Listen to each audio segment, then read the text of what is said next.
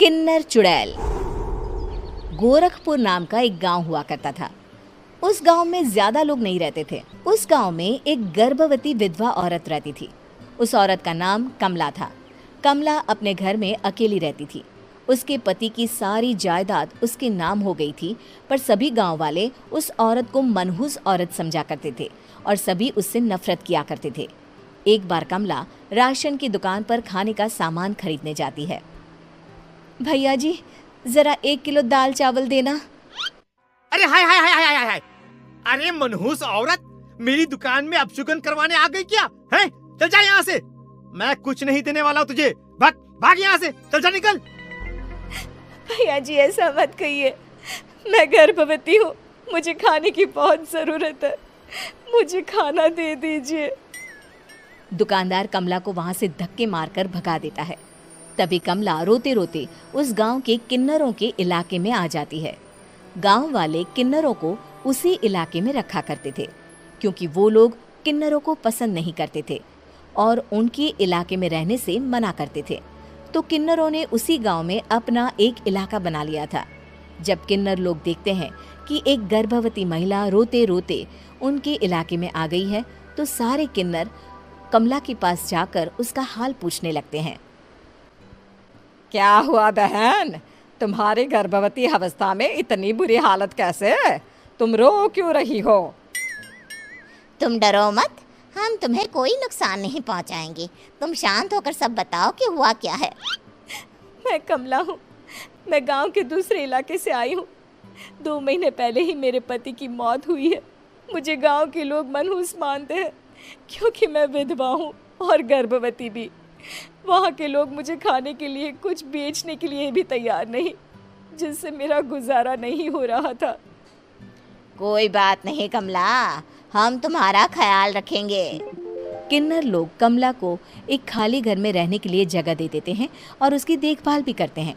कुछ ही महीने बाद कमला अपने बच्चे को जन्म देती है, पर अफसोस, कमला बच्चे को जन्म देते ही अपनी जान गंवा देती है। जब सब किन्नर बच्चे को देखते हैं तो बहुत खुश हो जाते हैं, क्योंकि वो बच्चा भी किन्नर ही था। कमला ने एक किन्नर बच्चे को जन्म दिया था। अब इस बच्चे की देखभाल कौन करेगा? हम तो इस बच्चे को गांव के दूसरे इलाके में भी नहीं भेज सकते। और तो क्या हुआ, इस बच्चे की माँ नहीं रही तो हम इसे पालेंगे। अब ये हमारे इलाके में रहेगा, हमारे साथ रहेगा। फिर वो किन्नर उस किन्नर बच्चे को गोद ले लेते हैं, उसका नामकरण कराते हैं। उस किन्नर बच्चे का नाम शक्ति रखा जाता है। देखते ही देखते शक्ति बड़ी होने लगती है। उसके रंग रूप बहुत सुंदर थे। वो बहुत सुंदर किन्नर दिखती है। एक दिन शक्ति एक किन्नर से पूछती है, माँ जी सुनिए ना, ये गांव के दूसरे इलाके में भी तो लोग रहते हैं, तो हम वहाँ क्यों नहीं जाते? हम उनसे अलग क्यों रहते हैं? शक्ति, क्योंकि वो लोग हमारे जैसे नहीं, वो लोग हमें पसंद नहीं करते, इसीलिए हम उनसे अलग रहते हैं। क्यों? वो हमें क्यों पसंद नहीं करते? मुझे एक बार उस इलाके में जाना है, मैं एक बार वहाँ जाकर घूम कर आऊँ।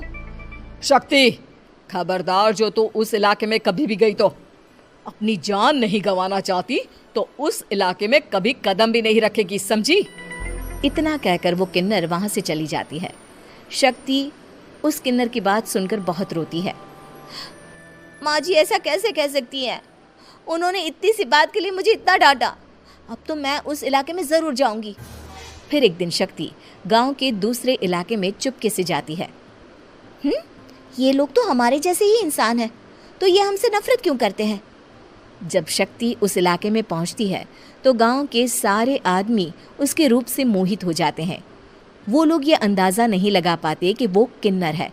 शक्ति की सुंदरता देखकर सारे गांव वाले उसकी तारीफ करने लगते हैं। तभी गांव का चक्कर लगाने गांव के जमींदार का बेटा हर्ष वहां पहुंचता है। हर्ष भी दिखने में बहुत सुंदर होता है। जब हर्ष ने शक्ति को देखा तो वो भी उससे मोहित हो गया, और जब शक्ति की नज़र हर्ष पर पड़ी तो वो हर्ष को देखकर मोहित हो गई। आपको पहले कभी इस गांव में देखा नहीं। इस गांव में आप नए हैं क्या? जी नहीं, वो मैं बस। तभी शक्ति बोलते बोलते रुक जाती है और मन में सोचने लगती है, अगर मैंने इनको बता दिया कि मैं दूसरे इलाके से आई हूँ तो वो समझ जाएंगे कि मैं किन्नर हूँ, इसलिए मुझे इनसे झूठ ही बोलना पड़ेगा। शक्ति हर्ष को कहती है, जी हाँ, मैं इस गांव में नई आई हूँ, यहाँ अकेली रहती हूँ। वैसे आप कौन है? आप भी इसी गांव में रहते हैं? जी हाँ, मैं इस गांव के जमींदार का बेटा हूँ। आपको किसी भी चीज की जरूरत पड़े तो आप मुझे बता देना, मुझे अच्छा लगेगा। ऐसे ही शक्ति और हर्ष एक दूसरे से रोज मिलने लगते। वो दोनों अपने प्यार का इजहार करने एक दूसरे से मिलने जाते हैं। तभी शक्ति का पीछा करते करते एक किन्नर वहां आ जाती है। शक्ति, शक्ति, मैं तुमसे बहुत प्यार करता हूँ। मैं तुमसे शादी करना चाहता हूँ। क्या तुम मुझसे शादी करोगी? हाँ हर्ष, मैं तुमसे शादी करूँगी, पर मैं तुमको अपने बारे में एक सच्चाई बताना चाहती हूँ जो मैंने तुमसे छुपा कर रखी है। तभी उनके बीच में ही वो किन्नर आ जाती है। शक्ति, तेरी हिम्मत कैसे हुई ऐसा करने की? वो किन्नर शक्ति को खींचकर गांव के जमींदार के पास ले जाती है।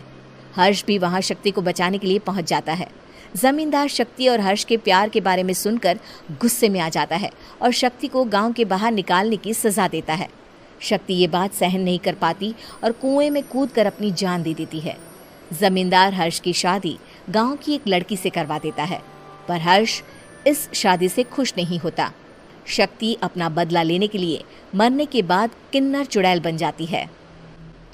अब मैं इन गाँव वालों को नहीं छोड़ूंगी, अब इनसे मैं अपने प्यार का बदला लूंगी। किन्नर चुड़ैल गांव वालों को परेशान करना शुरू कर देती है। एक बार वो रात को गांव के खेतों में पहुंच जाती है और वहां आग लगा देती है। सारी फसल जल के राख हो जाती है। जब एक आदमी रात को उठकर देखता है कि खेत में आग लग गई है तो वो वहां पहुंच जाता है। वो देखता है कि खेतों के बीचों बीच एक किन्नर चुड़ैल खड़ी है और वहां खड़े होकर ताली बजा रही है। गांव वाला किन्नर चुड़ैल को देखकर बेहोश हो जाता है। जब सुबह उस आदमी को होश आता है तो वो सीधा जमींदार के पास जाता है। अरे जमींदार साहब, अरे वो किन्नर चुड़ैल ने मेरी सारी फसल जला दी। अब मैं क्या करूंगा? क्या होगा मेरा? जमींदार चुड़ैल किन्नर का नाम सुनते ही सब कुछ समझ जाता है। अब वो बहुत डर जाता है। उसी रात को जब जमींदार डर के मारे अपने कमरे में सो नहीं पाता, तभी वहां अचानक से किन्नर चुड़ैल आ जाती है। किन्नर चुड़ैल जोर जोर से जमींदार के आगे खड़ी होकर हंसने लगती है और ताली बजाने लगती है। जमींदार उस डरावनी किन्नर चुड़ैल को देखकर बहुत डर जाता है। तूने मेरे साथ बहुत बुरा किया, अब मैं तुझे जान से मार दूंगी। नहीं नहीं नहीं नहीं नहीं, मुझे माफ कर दो, मुझे मत मारो। मैं कभी ऐसा दोबारा नहीं करूंगा। अब तुम जो बोलोगी वही मैं करूंगा। ठीक है, मैं चाहती हूँ कि किन्नर इलाका गांव के इलाके से जुड़े और गांव का कोई भी आदमी किन्नर समाज से द्वेष ना करे, उससे नफरत ना करे, नहीं तो मैं सारे गांव को मार दूंगी। और तुम गांव में एक नया कानून बनाओ कि अगर किसी ने भी किन्नर समाज को हानि पहुंचाने की कोशिश भी करी या इनसे भेदभाव करने की भी कोशिश करी तो उनको कड़ी से कड़ी सजा मिलेगी। हाँ हाँ हाँ हाँ, मैं ऐसा ही करूंगा। तुम जो बोलोगी वो मैं करूंगा, पर मुझे जाने दो प्लीज। तब वो किन्नर चुड़ैल वहां से चली जाती है। गांव का जमींदार किन्नर चुड़ैल का कहा मानते हुए दोनों इलाकों को एक कर देता है और नया कानून भी लागू कर देता है। तब से वहां किन्नर समाज और बाकी गांव वाले शांतिपूर्वक रहने लगते हैं।